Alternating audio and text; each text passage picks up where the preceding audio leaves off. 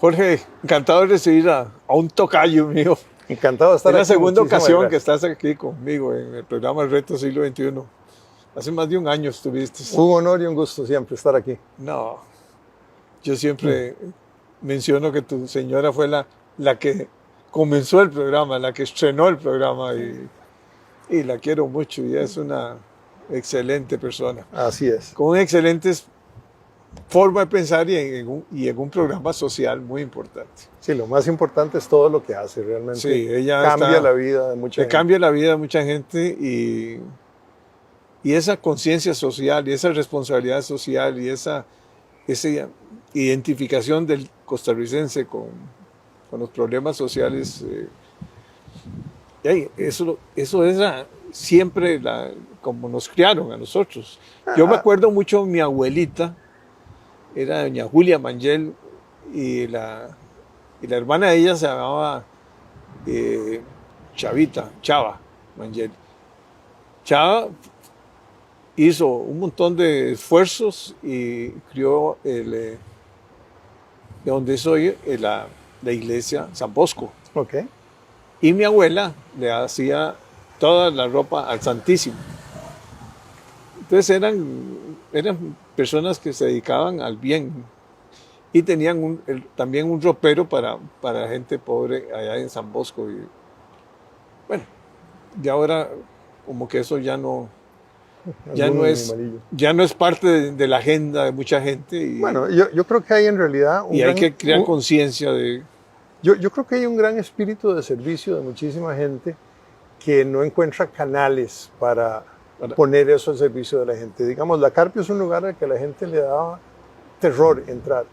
Uno de los grandes méritos del trabajo que se ha hecho ahí es que hay un canal seguro para entrar y la cantidad de gente que ha ofrecido hacer trabajo voluntario es impresionante. De hecho, CIFAIS ahora está ya en La Carpio, está en Virrí, está en Herradura, están por abrir una cuarta sede porque la gente se ha entusiasmado con la posibilidad de hacer trabajo voluntario sin tener miedo de si entro a ese barrio me asaltan, me van a hacer daño, ¿verdad?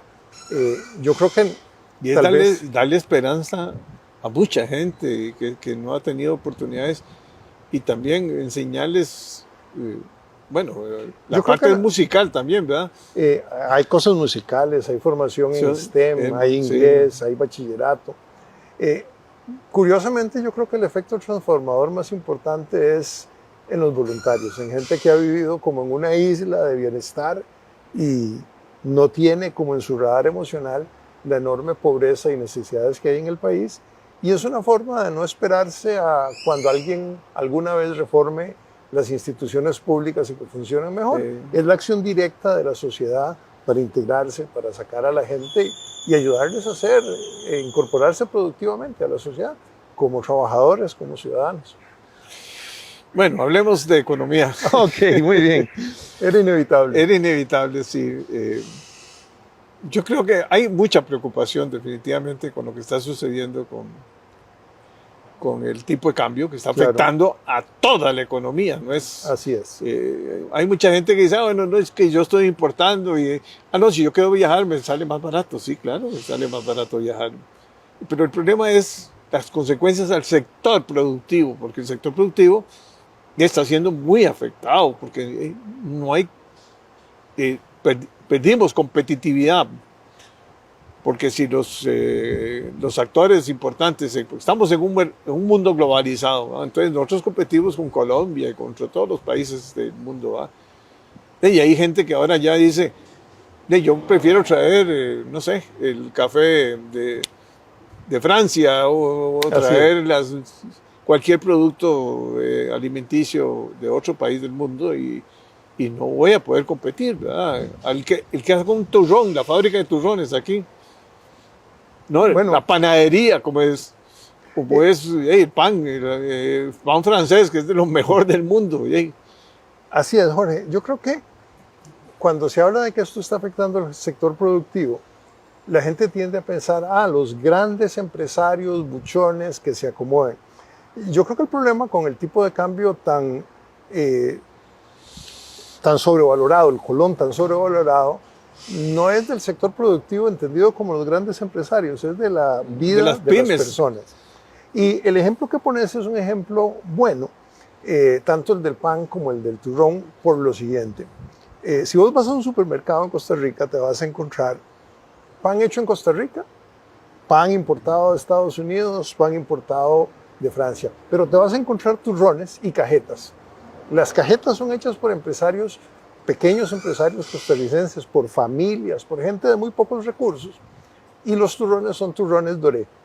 Si el tipo de cambio baja mucho, bueno, lo que te vas a encontrar es que el turrón español es más barato que una cajeta hecha en Heredia. Y entonces ese pequeño productor en Heredia, que seguramente tiene unas pocas vacas y hace turrón con su leche, hace cajeta, ese es el que se queda sin trabajo. Y lo mismo pasa con la panadería. Aquí en Piedades, donde yo vivo, hay un par de panaderías artesanales, hay un par de panaderías de cadenas como Milmani, hay un Palí, hay un automercado, hay un PriceMart. Entonces el panadero de la esquina compite con el pan francés y con el pan estadounidense que se venden aquí mismo en Piedades. Cuando el tipo de cambio baja mucho, el pan hecho en Costa Rica es más caro que el pan de afuera. Al panadero costarricense le bajó el precio de la harina, pero el precio de la planilla, del alquiler, de la electricidad, los seguros, todo en colones se le hizo más alto. En cambio, el pan importado bajaron todos los costos.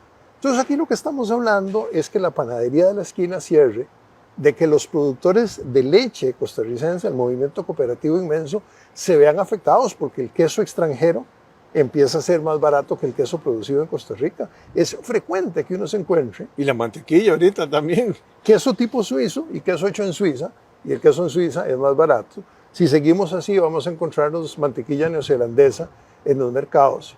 Y al final, entonces, lo que estamos hablando no es qué le pasa a los empresarios, es qué le pasa al empleo. Y el empleo. Tal vez esto es más dramático que en cualquier otro sector en turismo. Entre más baje el tipo de cambio, más caro es para el turista extranjero venir a Costa Rica. Y uno puede decir, bueno, el Four Seasons, que se apañe. Pero ese no es el problema. El problema es los restaurantes Miles en la carretera, los barcitos, los turoperadores.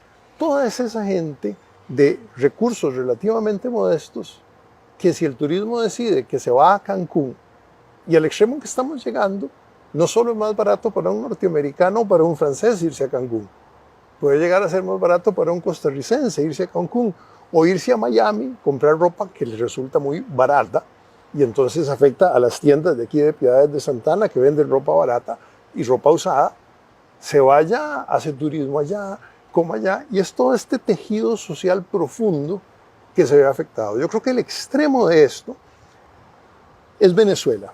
Venezuela, antes de Chávez, por supuesto, vivió un periodo de enorme bonanza porque los precios del petróleo eran altísimos y se llenó de dólares. ¿Qué sucedió? Que era más barato importar todo que producir nada en Venezuela.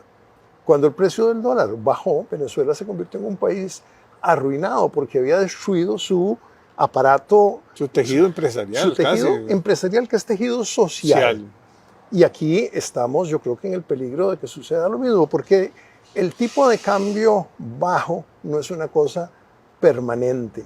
Y cuando retrocedemos, vamos a encontrar que hay un montón de pequeñas empresas, de pequeños productores, de emprendimientos familiares que desaparecieron. Y por supuesto que crear una empresa es dificilísimo, muy caro. Cerrarla es un proceso que te requiere muy pocos meses para que una empresa deje de ser viable. Y el panadero que tuvo que cerrar su negocio, no es que cuando los precios son buenos lo vuelve a abrir.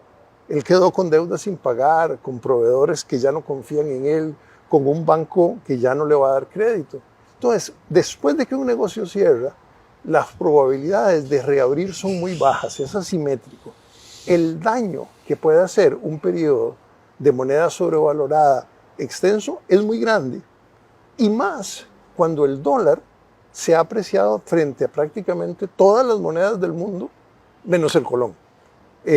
Europa ha devaluado su moneda frente al dólar. Japón, China, toda América del Sur, todos nuestros competidores, México, Colombia, y nosotros estamos convirtiéndonos entonces en un país que ya siendo caro desde antes, se está haciendo mucho más caro relativamente a todo el vecindario internacional, que son destinos alternativos de turismo y fuente de producto. La fábrica de galletas en Costa Rica compite contra galletas importadas de Estados Unidos, de Bélgica y de Francia. Este aumento en el valor del colón pone en peligro la fábrica de galletas costarricenses, aunque no exporte nada. Las grandes multinacionales, que alguna gente cree que son las que se ven afectadas y que son estos empresarios abusivos, las grandes multinacionales, si la cosa deja de ser rentable en Costa Rica, se van a otro lado. Claro. La fábrica de galletas Tica o la panadería de la esquina o el lechero que vende quesos tipo Turrialba, que tiene una finquita, esos no se van para ningún lado. Esos, si Costa Rica se hace suficientemente caro, se quedan sin empresa y la gente se queda sin trabajo. Y el 70% de los hoteles, casi el 80% de los hoteles, son menos de 30, 40 cuartos. Son o sea, casi todas la gente cree pequeñas que empresas. son grandes. No, al grande le afecta mucho y al pequeño lo destruye. Vamos a ver, al mediano le afecta muchísimo, Sí. al pequeño lo destruye, como vos decís, sobre todo al pequeño que es nacional y no tiene parte de un sistema de reservas internacional, etc. A la capa de más arriba, cuando vos alquilas cuartos a $2.500 la noche, estás yendo a un sector de ingresos que no le afecta mucho, que no le importa mucho. El sector de superlujo no se ve afectado. Esto es el sector medio de consumidores, de trabajadores y de empresas, el que está pagando un costo muy alto y que puede ser de consecuencias muy duraderas si no baja el valor del colón, es decir, si no sube el tipo de cambio. No, y es que como hablan del equilibrio y que el Banco Central está participando mucho, pero siempre hay un exceso de oferta de dólares, entonces ya ves un cuento que lo ves aquí permanente, pero no cancelan las deudas que tienen con el FLAR. Hay muchas deudas que podrían cancelar y aprovechar. O sea, si a mí me baja el dólar, compro dólares del banco, como Banco Central para tener reservas para cuando vengan demandas mayores de lo que tengo en reservas, ¿verdad? Sí, en realidad aquí hay dos puntos. El Banco Central argumenta que él no tiene una política de tipo de cambio, que solo tiene una meta de inflación y que el tipo de cambio entonces lo determinan las fuerzas de mercado. Sí. Eso es solo parcialmente cierto, Pues, porque no el tenemos... gobierno es un gran actor. Bueno, es que eso es justamente, no es que tenemos miles de actores en un mercado anónimo que determinan el tipo de cambio. Tienen un enorme peso. El mismo Banco Central, cuando pide préstamos para reservas, el ICE, Recope y el gobierno, que se endeuda en dólares y trae más dólares al país. Entonces, al final, el tipo de cambio que tenemos dentro de un margen grande es un tipo de cambio que es el resultado de decisiones administrativas y solo marginalmente de condiciones de equilibrio. Como vos decís, cuando el dólar es barato, el gobierno puede decir, me endeudo en dólares porque es barato, o aprovecho que el dólar es barato para pagar deuda vieja en dólares, sí, claro. Con lo cual sube el tipo de cambio. Además, hay un argumento circular, dicen, me endeudo en dólares porque la tasa de interés en colones es muy alta, pero la tasa de interés es muy alta, entre otras cosas, o más alta que en el pasado, porque el Banco Central ha decidido subir el tipo de interés de referencia. Y entonces eso hace no solo que para el gobierno sea mejor endeudarse en dólares, sino que para muchos costarricenses es mejor ahorrar en colones que ahorrar en dólares. Y eso significa que tenemos entonces, más dólares. Y entonces para ganar más intereses en colones. Entonces baja el tipo de cambio y vas agudizando el problema. Entonces, el primer punto es que el tipo de cambio en Costa Rica en mucho es el resultado de decisiones del sector público, aunque no sea solo del Banco Central. Pero el segundo punto es que a veces el equilibrio del mercado de divisas no es el tema relevante. ¿Y a qué me refiero? Supongamos que tenés un programador en Costa Rica y un programador en la India y que inicialmente los dos ganan en dólares una suma parecida. Les pagan en colones y en rupias, pero en dólares el equivalente, la suma es parecida. Si la India devalúa su moneda y nosotros no, bueno, vamos a estar en una situación en que ese programador o esa industria de software en la India, el salario de un programador es de $800 y el nuestro es de $1,000. Si la India devalúa por razones competitivas y nosotros no, hay una pérdida de mercado importante. Si fuera solo un país o solo una industria, uno dice, bueno, eso es el curso natural de los eventos.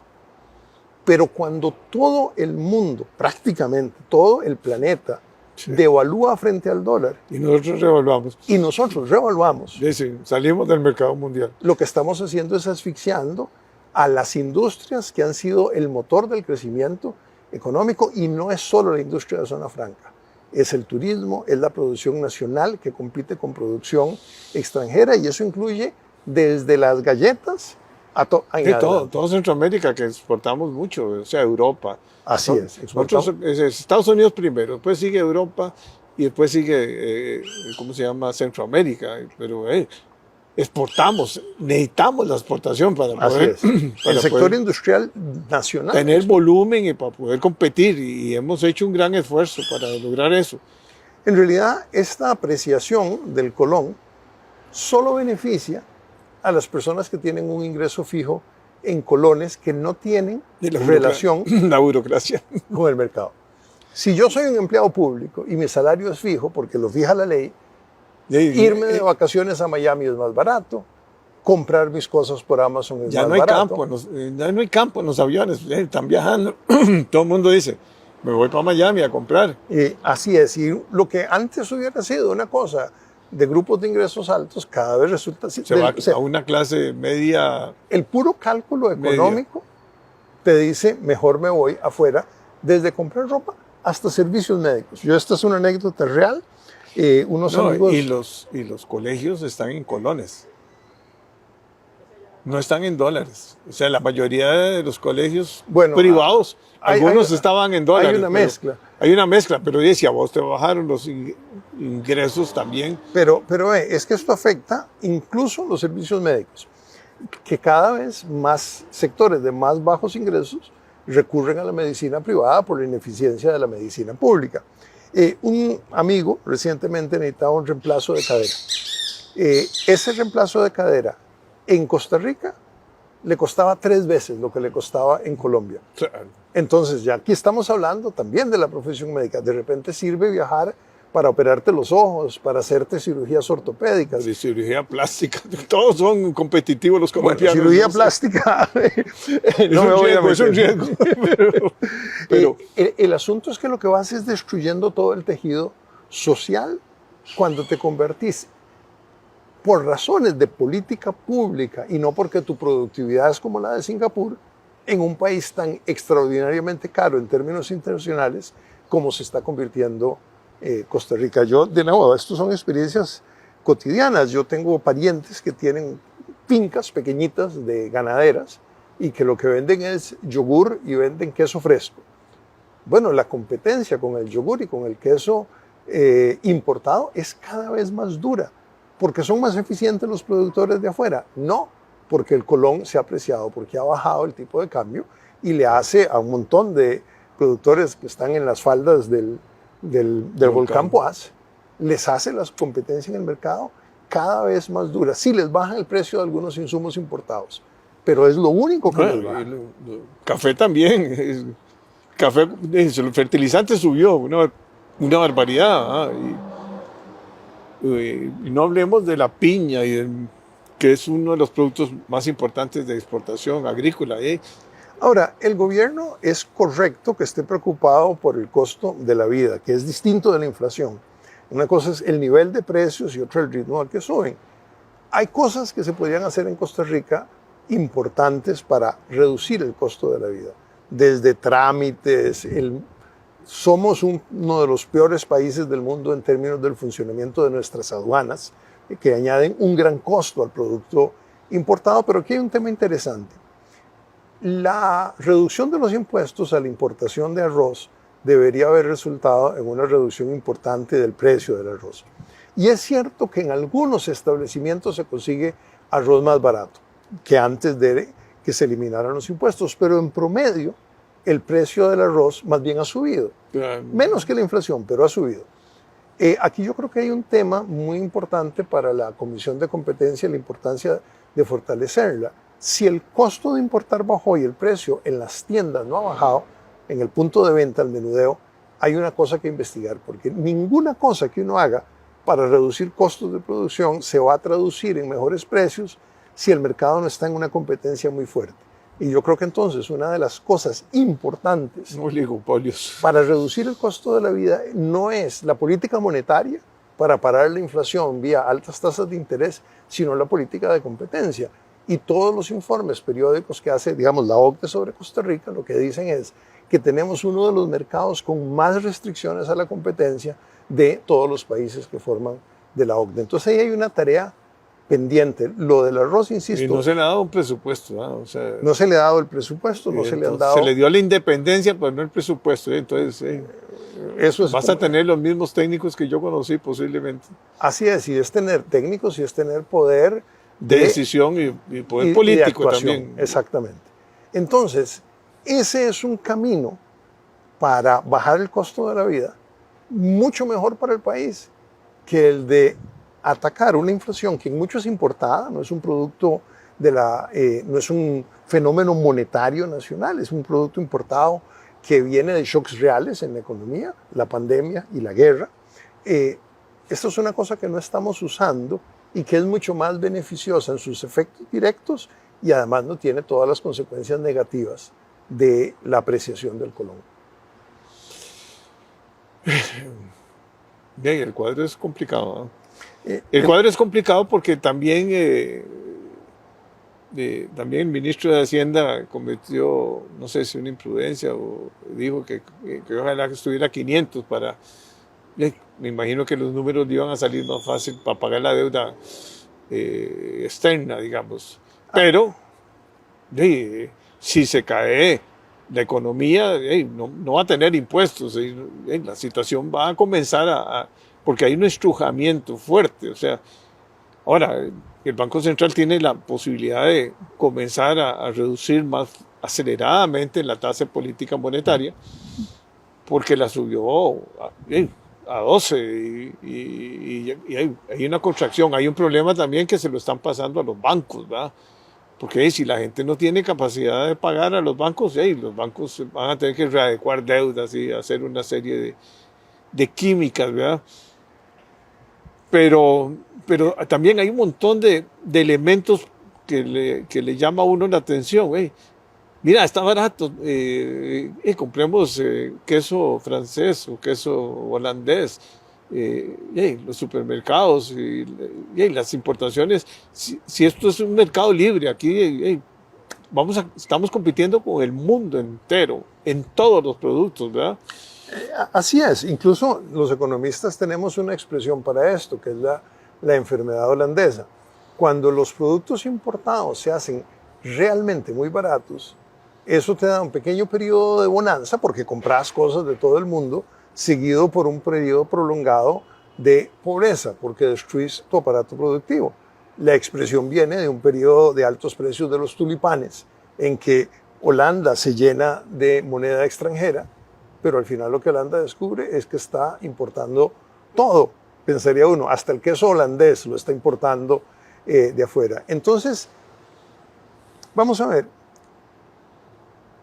Hay dos cosas. Lo primero es que el Banco Central, por mucho que ahora esté comprometido con metas de inflación, y hay una lógica para eso, el Banco Central de Costa Rica, igual que la Fed en Estados Unidos, tiene una misión doble. No es solo la estabilidad de la moneda. Un crecimiento de la economía. El pleno empleo y la estabilidad de la moneda.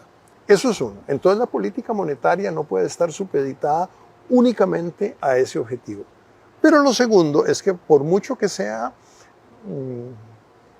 bien visto hablar de la independencia absoluta del Banco Central, en una economía pequeña como la nuestra, como te decía al principio, el tipo de cambio es influido de manera muy significativa por el conjunto de la acción del sector público. Sí, entonces, la coordinación en el conjunto de actores, que incluye Hacienda, que incluye Banco Central, que incluye a los varios usuarios de divisas del sector público, la coordinación es indispensable y eso no se está haciendo. El conjunto de la acción del sector público en el mercado de divisas debiera orientarse de tal manera que se detenga esta apreciación suicida del colón.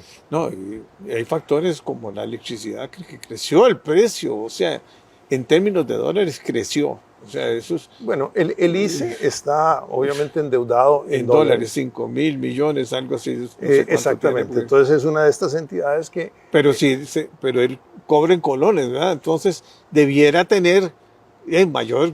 hay un beneficio de flujo de caja, digamos, de corto plazo. De corto plazo que tiene todos los efectos negativos que hemos estado hablando, ¿verdad? Y que además es un peligro potencial. Pasa con el tipo de cambio y pasa con la tasa de interés. En Latinoamérica esto sucede todo el tiempo. Cuando las tasas de interés internacionales son muy bajas, nos endeudamos. Como las tasas de interés bajas siempre son temporales, cuando suben estamos en aprietos.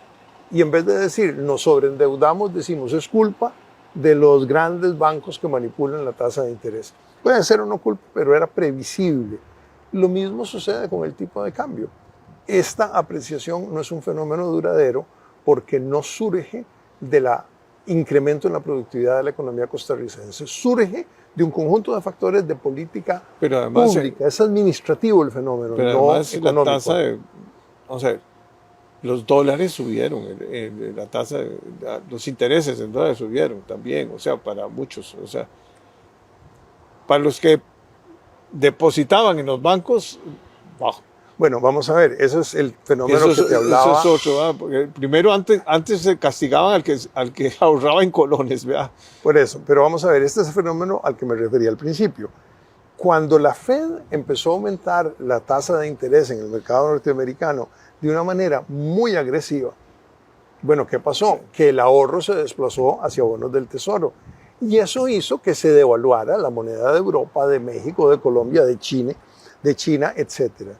Lo que nosotros decidimos hacer fue aumentar nuestra propia tasa de interés de manera aún mucho más agresiva para incrementar el premio por ahorrar en dólares. Entonces, mientras el resto del mundo vio su moneda depreciada frente al dólar, Costa Rica ha estado en un periodo extraordinario y ya prolongado de apreciación que nos pone en una situación muy difícil, pensando que toda economía pequeña vive en mucho de la exportación y aún en la economía doméstica compite con producto importado todo el tiempo.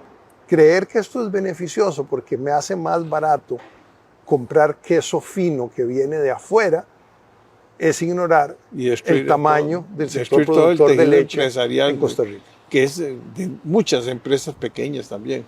Así es, yo quisiera insistir. Bueno, y va a afectar también a las zonas francas, o sea, no crea que... Pero vamos a ver, afectan los costarricenses de zona franca y no a las empresas. Sí, no a las empresas, sí. Es ya una parte significativa del empleo, el empleo de zonas francas, es casi igual ya al empleo en la agricultura, es el empleo mejor pagado de todo el sector privado. Que contribuye a la caja. Si se hace Costa Rica un lugar poco competitivo, Boston Scientific, Hospira, Intel, IBM, Citibank simplemente se van a otro país. El que se queda sin empleo son todos los decenas de miles de costarricenses y no son solo ellos los que se quedan sin empleo. Ellos compran en la soda local, ellos van al cine localmente, van a restaurantes, ellos contratan servicios, van a donde el médico, van al taller. Entonces, perder ese empleo es una cosa que tiene un efecto en cascada sobre toda la economía. Y no es que le hicimos un daño, salvo el costo fijo de instalación, pero las empresas se pueden ir a una mejor localización. Los trabajadores tienen mucho más dificultad para irse. Un técnico, sobre todo el técnico, el operario de fábrica costarricense, que se queda, no el ingeniero con un título de MIT, ese puede irse a trabajar en cualquier lugar del mundo. El operario de fábrica, que probablemente es una muchacha que no terminó el colegio, si la fábrica de Boston Scientific se va a Colombia, ella no puede conseguir visa para irse a trabajar en Colombia. Entonces esto a quien daña más profundamente es la clase más... es al trabajador y al productor que opera en el mercado doméstico. El que se puede ir, se va, y los demás quedamos con un país devastado. No estamos ahí, pero ese es el camino, porque no quisiera ser hiperbólico, pero si no se corrige el curso, vamos a pagar un costo muy alto en términos de destrucción de empleo en Costa Rica, de destrucción de la industria turística, de mucha producción nacional pequeña, que entre otras cosas, por pequeña, tiene una enorme dificultad para reinsertarse en el mercado. Cuando una empresa es suficientemente grande, puede refinanciar sus deudas. Cuando vos sos la panadería de Piedades de Santa Ana y quebrás, la próxima vez que vas al banco te dicen: no te quiero ni ver, andate de aquí. Bueno, Digamos, yo quisiera resaltar el aspecto positivo, el horizonte positivo. La tesis central que yo he estado planteando es que la apreciación del tipo de cambio, la apreciación del colón, perdón, la baja en el tipo de cambio, es fundamentalmente el resultado de decisiones administrativas y no de condiciones estructurales de la economía. Esto lo que quiere decir es que esto se puede revertir. Hay un espacio para revertirlo. Depende de decisiones políticas, por supuesto. Pero no es una cosa, no es como que tuvimos un terremoto y la destrucción es irreparable. Es una cosa en que el gobierno ojalá pueda ser persuadido de asumir un curso de acción que permita revertir esto.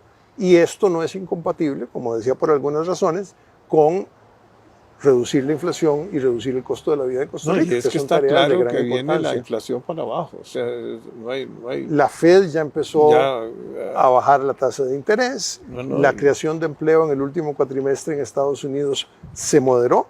La inflación se moderó. La inflación internacional viene reduciendo, no solo por cambios en la política monetaria, sino porque el precio de los fletes internacionales marítimos viene bajando de una manera muy acelerada. Está en $80 y llegó a cuando estaba en 100 y pico. ¿verdad? Exactamente. Entonces, la parte del aumento de precios que fue impulsada por la disrupción de las cadenas de suministro durante la pandemia, eso en muy buena medida está desapareciendo. Esos precios están bajando. En fletes es espectacular, ¿verdad? Que los fletes en algunas rutas a 4 aumentaron en 10 veces. Sí. Eso viene para abajo, las tasas de interés internacionales y la inflación en los mercados internacionales. Entonces es un buen entorno para reducir la tasa de interés de política monetaria, sobre todo porque el peligro de recalentamiento de la economía en Costa Rica no existe. El Fondo Monetario Internacional acaba de bajar las predicciones de crecimiento, el desempleo sigue siendo muy alto y entre la gente joven con secundaria o menos de educación es altísimo. Entonces no es que estamos en una economía... es más alto. La mujer joven sin secundaria es el sector más golpeado por la situación actual, y si es jefa de hogar sola, ni qué decir. Bueno, entonces tenés un entorno en que hay espacio para la reactivación de la economía.